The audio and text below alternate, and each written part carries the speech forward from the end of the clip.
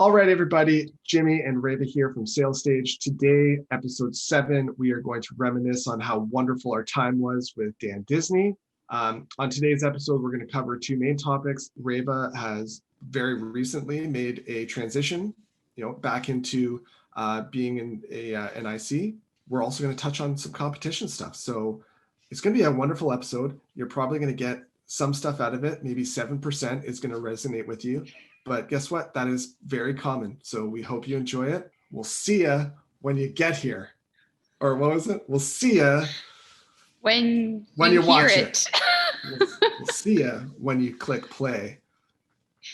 We actually won't see you. And what you'll do is you'll watch the video and you'll hear it as well.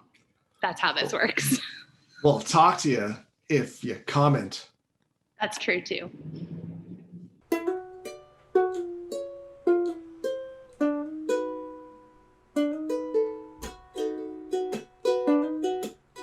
Oh, we're selling all the products and we're telling prospects what we got. Yeah, we're selling the next phase. We'll use lots of buzzwords. It's the next big craze.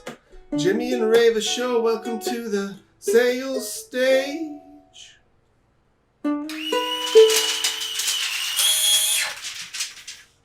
Sales Stage. We are in our 7th episode now, and last week we had a great one. If you missed it, definitely check it out. We spoke to Dan Disney. If you don't know him, check him out on LinkedIn. He is like a total rock star on LinkedIn. He talked to us all about social selling, really great tips for people who aren't really using that channel for sales today, and some tips on how to get better at it. So it was a super inspirational conversation. I thought he's so passionate about it, and I learned a lot. So check it out if you haven't seen it yet. But this week on our episode, we are talking about moving into a new role. So I've moved into a new role and some things I've learned or some things I'm working through. And then also we're going to talk about competition. And I have some questions for Jimmy about how he views competition, how he talks about competition in the sales process. So we have a great episode lined up. Wonderful episode. And for Dan Disney, what energy that guy brought, like a great energy. It was a great vibe. Love the enthusiasm, the passion that he has for what he does. It's neat to see when it's like it doesn't come across as scripted. It's like he believes in this stuff and he knows it inside out. It was awesome. I loved it. Yeah, that's a great way to put it. He is just genuinely passionate about it. And yeah, I loved it. He's a great guy. Great guy. Let's talk about the first subject on the docket. So first off, congratulations on your move, and we want to kind of dive into that. But yeah, thanks for hiring me, Jimmy. Yeah, are you excited? Because it is a big change, I think, like going into like an AE role, and kind of leaving, I'm sure, some of the things that you loved about managing the BDRs and managing the BDR process, but I'm sure there's also things that you were like, oh, I'm really excited for this change because of these things. So I'd love to dig into that. But first off, congratulations. So I'm super excited to have you on the team. It is a huge pickup for us, and I know the team is jacked up about it too. So. Oh, thank you. Yeah, I think this is a really good place to start because, if we go back to last summer, and I think maybe a lot of people can learn from this, or maybe they're in this position right now. And I hope that this can help paint the picture of what's on the other side. But I was going off on mat leave a couple years ago, was really burnt out from sales, had been in sales for about maybe 7 or 8 years. And when I was planning to come back to work, I just really couldn't picture myself in a sales role at that moment in my life. I didn't know what returning to work and having a kid at home would look like. And I was worried about that pressure of quota. And it just so happened that Vidyard had an opening for a BDR manager role. And I was really excited to try management out. And I thought that was what I wanted to go into. And looking back on the last 14 months, it was a lot of it was so many amazing experiences. But the one thing I'm walking away from that is like total empathy for managers. I I never really had, I mean, maybe I'm an empathetic person, but I never really had empathy for like what a manager has to deal with on a day-to-day basis, the things that are important to managers, training and coaching people on a team, making a cohesive team, getting people like behind a common goal. It sounds easy on paper, but it's like a lot of daily routine activity that, and it's a very hard, it's really hard.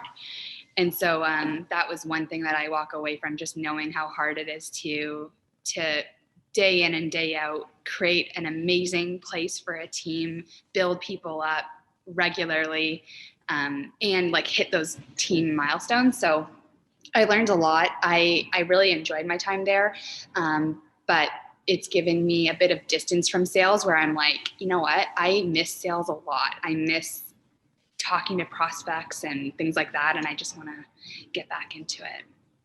Yeah, I totally get it. I know moving roles for me, I went from managing basically like a process, right, in sales enablement, and that was the hardest part for me. And you're equally as close from business development. You're always handing the deals off, and what I miss or craving is the ownership of owning the deal, win or lose, start to finish, like the thrill of that chase. And I think, like, that's why salespeople are unique people. Like, not everyone is like, oh, that sounds super exciting that I'm going to go through these trenches of basically hell to try and win on the other side. But once you're in it, those are the things that you kind of miss, right? And like you crave it, and you crave like the excitement of it. So yeah, big change, but obviously we're jacked up to have you. When making like a role change, whether that's like a new role, a new company, changing roles, but being remote, big difference. I mean, I know that you lost power at your house right now, which is why you're in the office, but it's a big change being remote. And like, maybe for you, what were some of the things being remote that you had to have consideration for, that maybe in changing roles in an office environment, you wouldn't really have needed to put a second thought into? Yeah, I think that anyone onboarding in a new role fully remote, I it's like a total different experience. Mine's a little bit different because I'm onboarding in a new role that I've been in before and at the same company. So at least I have some things in my favor, but I can only imagine like starting a brand new fresh role. Um, I think like the number one thing is, and this is not anything new, but making time to have those like ad hoc conversations, or making time to speak to your team, like my peers right now, not just reaching out when I need help, but reaching out and being sure to help other people too, if that happens, because it's really easy to just slack someone and be like, hey, I need help with this, I need help with that, do you have this, do you have that? And like, that's not, I mean, I think, when was it? Like a few years ago, we went through some leadership training as a company, and it was about like energy giving. That really stuck with me. It's like, that's definitely not giving good energy, it's taking, right? And so that's one thing. It's like making sure you return the favor and making sure you're not just pinging people when you need something, but it can happen a lot onboarding a new role. Yeah, I mean, for sure it would, right? And I mean, yeah, fortunate for you, you at least have a background knowledge and some relationships within the company already. So I can only imagine, like, as someone new coming in, and as we start bringing more people in, things that we've got to be aware of that could slip through the cracks, right? For you, and like, answer this how you will. Like, there's got to be some fear, right, that you have in going into a new role. What were some of the fears that that you can share, you're comfortable sharing, saying like, here's what was keeping me up, or made this decision more difficult, or maybe it was an easy decision? Yeah, for sure. I'll be candid because I think this is pretty typical of a new role, but my biggest fear is failure in a new role, right? This took a lot of like, this change was like months in the making, kind of like a lot of conversations with you, with Dan, with my husband, for instance, and like deciding like, is this the right path? Is this what I'm doing? But then there's that fear of failure, right? That like you look back on it in 3 months and you're like, oh God, this is not the right decision for me for whatever reason. But that kind of can motivate you and fuel you to do the right things, right? Because it's all about doing the right things every day to have success. I think I had my typical fears of like getting on my first discovery call. And I feel like it's a very interesting experience to have been in this role, but then not been in it and had a maternity leave where like I know enough, but I don't know a lot of things that have changed or that we've released or ways that we go about having conversation. Like you've done a lot of training on discovery calls and things like that. So it's like there are a lot of gaps in what I know. So it's like I know things, but is it up to date? Is this still how we do things? Like I keep having questions like that. So yeah, those were my biggest fears, like talking to a prospect for the first time. That was fear-inducing a bit. I think to an extent it would be, but I'm sure like that subsided after like 5 minutes of being like, oh yeah, it's basically just talking to anyone. It's like we're just talking here, like we're having a conversation. It doesn't have to be as formal as I make it out to be in my brain and like, that type of stuff. And I think like that once that barrier's down and you get back in the group and you kind of feel it and you're like, oh, why did I ask that question? Like what was I thinking? Like, and you can easily shake it off, right? In making a transition, there's, in order for it to be smooth, especially like an internal move, right? There's got to be a balancing act on both sides. So things, projects, people, everything that you've been working on, you have to hand off. But then taking over someone's role, they're doing the same thing. So you've now got to absorb that. Like what were some of the things that you did to make sure that transition was smooth on both sides? Yeah, so I think one thing was like meeting more regularly with Dan and Dave on the like Dan, our VP of revenue, and Dave, who manages our inbound or concierge team and was going to be taking the outbound team as well. Meeting more regularly with them just to like share the reports I use, the way that I might manage things that might help them, like where we were in the ABM program rollout, just debriefing Dave on that so he's not like having to have a million meetings with different people to get caught up. So I really tried to make time for that, to make sure that everyone has the right resources they need to pick things up and not have too many steps back. And then like being mindful of, for instance, Alana moving to the enterprise side, like being mindful that she's not doing nothing all day. She doesn't have like 8 hours a day to like fill me in on these accounts, but making sure to meet with her enough so that experience for the customer is a nice experience. It's not like, wow, I've got to fill you in on everything now because you're not Alana anymore. So I tried to meet quite a bit, get my answers, like get things wrapped up. I didn't want this to like kind of lag out for months of like a transition. So I really wanted to make sure that Dan and Dave had all the answers they need so that like we can have a smooth handoff, and that Alana isn't like getting roped in weeks from now on like more update calls, that we could just have like a smooth transition. And that's, I guess, another thing I didn't consider when framing the question, because you've got those handoffs, you've got handoffs with the AE, but then there's also an element of customer handoffs too, right? So there's all these different things to juggle. So I know you're pretty heads down in getting that done, and I think it's, now that you're into the role, that part at least now is kind of behind you, and you can forward think, which has got to be another like kind of weight off your shoulders, right? Yeah, for sure.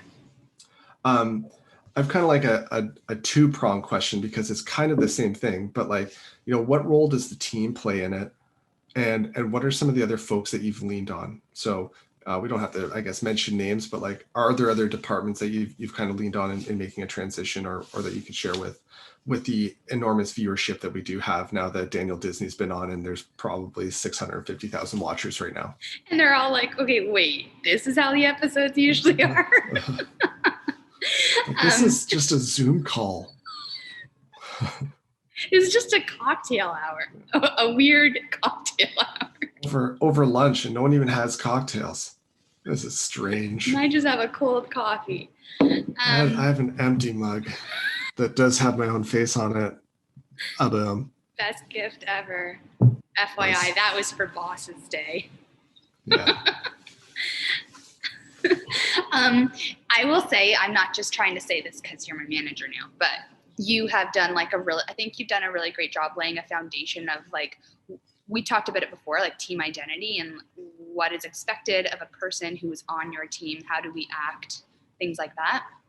So I've relied quite heavily on the team, like the veterans of the team who have been on the team for years. I've tried to like pick their brain on how are you positioning things, or if a customer says this, or they want to do like a global rollout of licenses, how are you positioning that? What are you considering when you decide what you're advising them to do? So that's been very helpful, talking to people that have like done this a number of times. But I've also relied pretty heavily on the few people on your team who have recently gone through onboarding, and they've just done it, and they've been in the role for like 4 or 5 months now because it's fresh in their heads, and I'm just picking their brain on what do you rely on the most? How are you doing this? What's the process like for this? So that's been very helpful too. And then sales enablement a bit, the post-sale like client services side, just getting familiar with how has our launch process changed since I've last been here? What do our customer success team, like what do they do for our customers? And because we've really beefed that post-sale experience up. So I've been talking to them quite a bit too, trying to get the update on how does that look now? Yeah, perfect. No, I love it. I think there's some good tidbits in there because it is a mix of,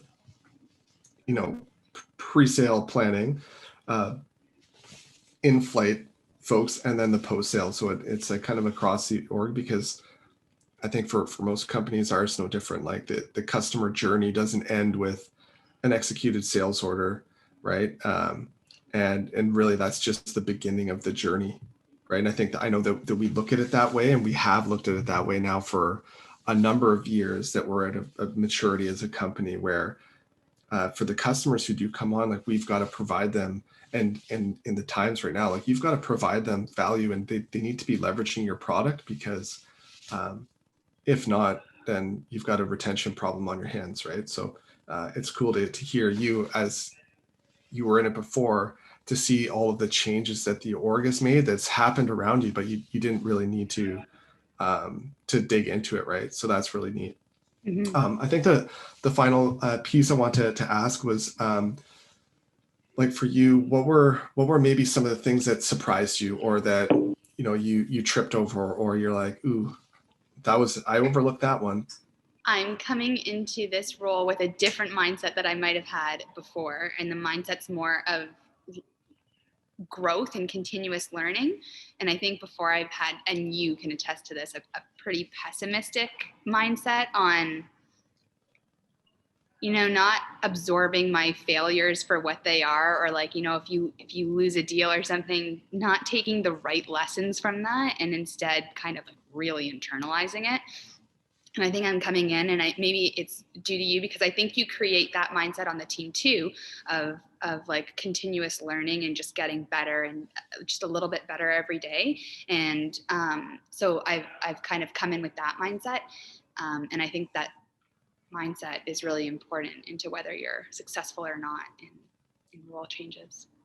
For sure, I think, and that's a lesson I think for anyone in sales, is like a lost deal isn't personal. It's never personal, right? And a lot of people take them as personal, but when you sit back and kind of go through, like what are things that I could have done differently, what are things that I could have changed, if your customers are opening to walking through, those things aren't just important for the individual, they're super important for the company too, because there may be product gaps, there may be process gaps, there may be lots of different things that we think we're doing that we're not doing, because ultimately, right, customer is king, and we've got to cater to the way they buy, we've got to cater to the way they get educated, all of those things, and sometimes we can take them for granted, just focused on a win or loss, right? So I love that mindset. The reason why I wanted to bring up competition is I think it's always important. I think we're seeing, and this is why I think it's a good topic, just to tackle surface, the surface of it. There's lots of common fears that sales reps have around competition, but I think it's great for us to talk about now. And we're seeing in our own business, we're seeing a ton of competition. It seems that kind of pops up daily, right? And that, could throw product into panic, that could throw sales reps into a panic. It could do a lot of things, right? But I want to just kind of talk and, together talk through like high level, like, the pros and cons of having competition, the way we should be looking at it. Again, this parts of it could be our own opinion on it, but we'd love to tackle this topic. And maybe if the stage crashers deem it useful, we do a deep parachute dive into it. But I mean, who knows? Or we never visit it again if they say it could be like, this was more Daniel Disney, less like this, whatever this was. No, thank you. Unsubscribe. Right. Okay, so here's my question to you. When you see like a deal that one of your reps is working on and you see that there's competition in there, either like they're using a competitive product to date or they're doing like a comparison of a few tools, what's your first reaction?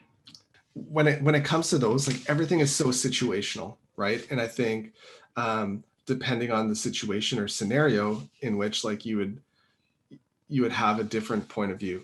I think the overarching one is that you've got to be, and as someone who would lead a sales team, you've got to be excited about competition like this. What do they say, like about the biggest form of flattery, imitation, right? Imitation. I'm not saying that we're, other companies are imitating us.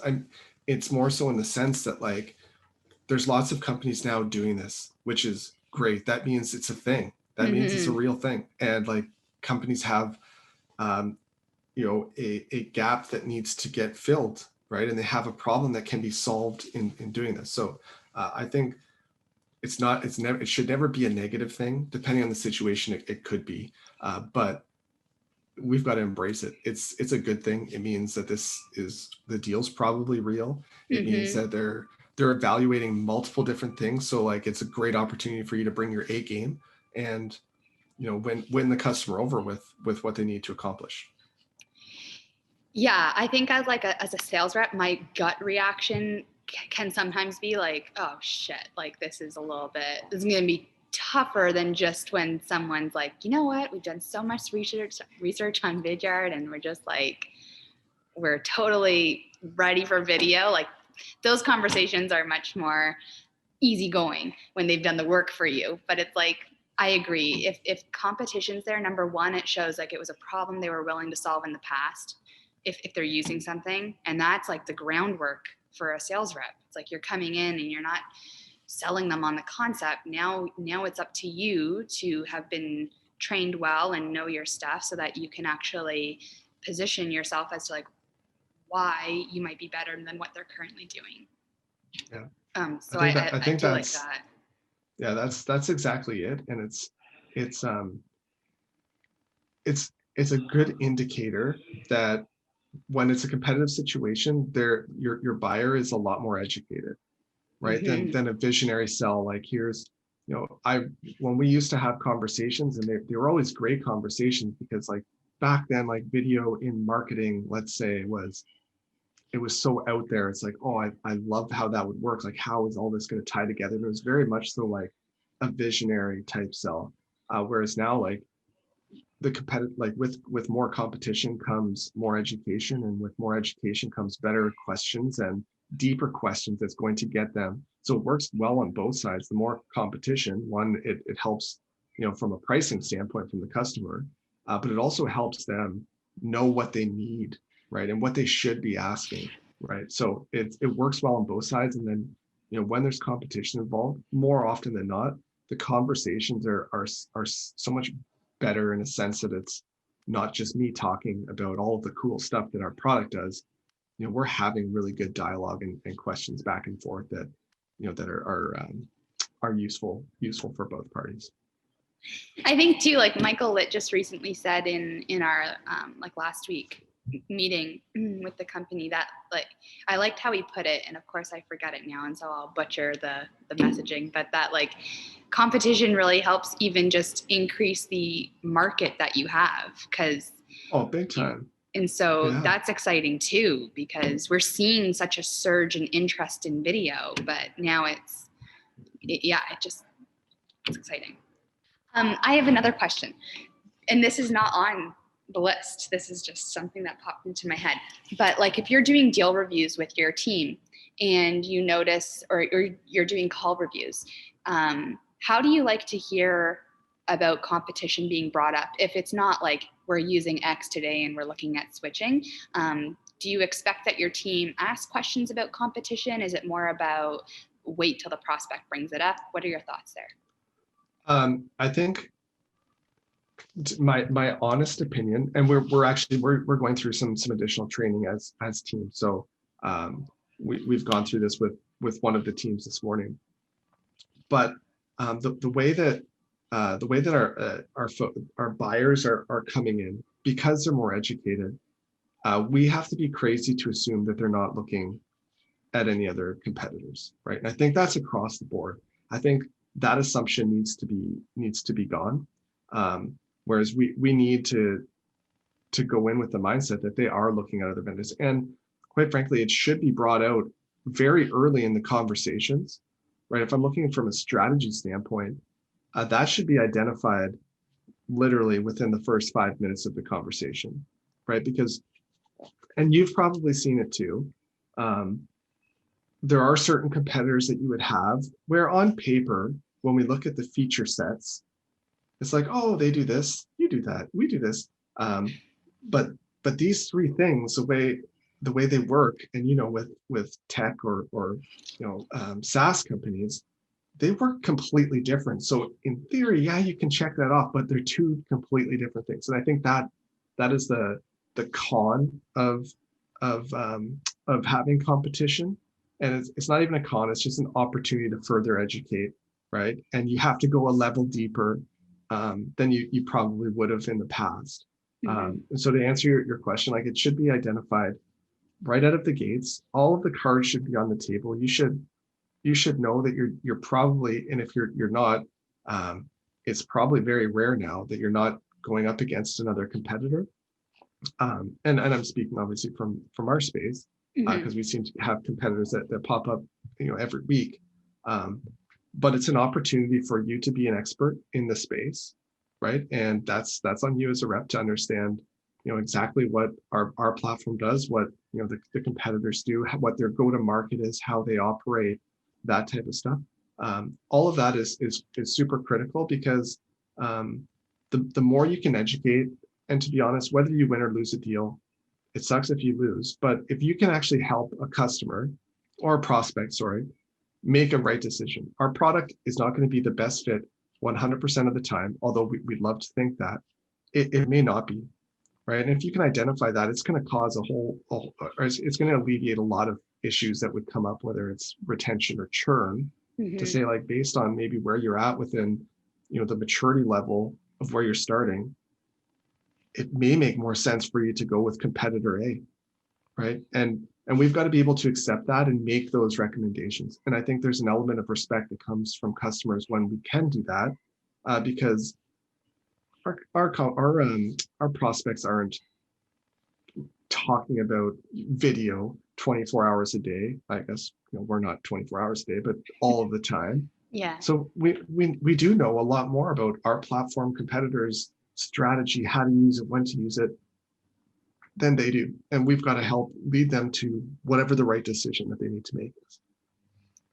For sure, yeah. And I think that it comes down to, like, and I think that's why there is so much training to be had as a sales rep. It's how helpful can you be to that buyer? How can you help them navigate? Because one thing I know is there is so much information out there, and I know we talk about that all the time, but there's almost too much information out there. Like, you could read hundreds of reviews on Vidyard, you could read hundreds of reviews on Product X, and they don't have time for that. They have a real job that they also need to do, and evaluating a video platform is not their 24/7 job. So it's like, if you can help them navigate this, make sense of what's important, what's not, they will take what you say a bit more seriously, versus if you are obviously selling them, because no one likes the feeling of being sold, or, kind of being a bit of an old school sales rep.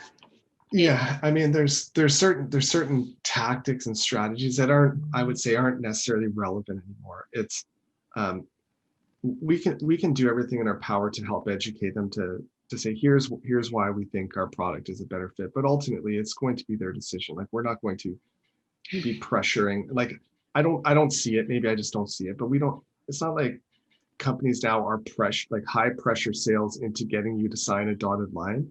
Like, how is that going to start your relationship? Like, everyone wants to be excited about the fact that we're going to be working together. And that's why it's like, our job as salespeople now, more so than probably before, is to be extremely educated on the ecosystems that surround your product, especially in SaaS, right? All of those things combined, and let the customer decide what path they want to go down, right? Yeah. Because there's, like, how frustrated would you be if you were talking to a high pressure sales rep right now, and they were backing you into this corner where you had to sign? It's like, that's not what you don't want to start a relationship like that. Like, No. you want all parties to be like, yes, like, we are on board. Let's get excited. Let's get into launch. Let's get you guys going. For sure. Yeah, cool. I know there's we're pretty much up on our time. One, I really enjoyed hearing about your journey, right? I really enjoyed hearing about your journey of transitioning roles, and it's great because I also got to watch it.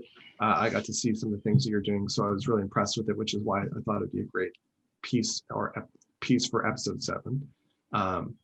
And hopefully the competitive conversation, it's something that I think is going to be around for a long time. So I would love to dive a little bit deeper and maybe bring a guest on and kind of talk through some of those scenarios. But overall, I thought it was a great conversation. Hopefully some of the stage crashers got some sick stuff out of it. I agree. I think, like, even just going back to mindset around competition, if you can change your mindset around competition, it can help you too to have a better perspective on what's going on, versus getting so bogged down on, like, the deep, like, you can concentrate on the wrong things and the right things. So I think diving deeper into competition and how to win in competitive situations and stuff could be great if we could get someone on to talk more about that. Let's talk about it. So perfect. Let's wrap it up, Rhonda. Oh, wait, Reva. That was great. But I've got my mic just got disconnected. Oh wait, it's a prop. Yeah. It's a prop.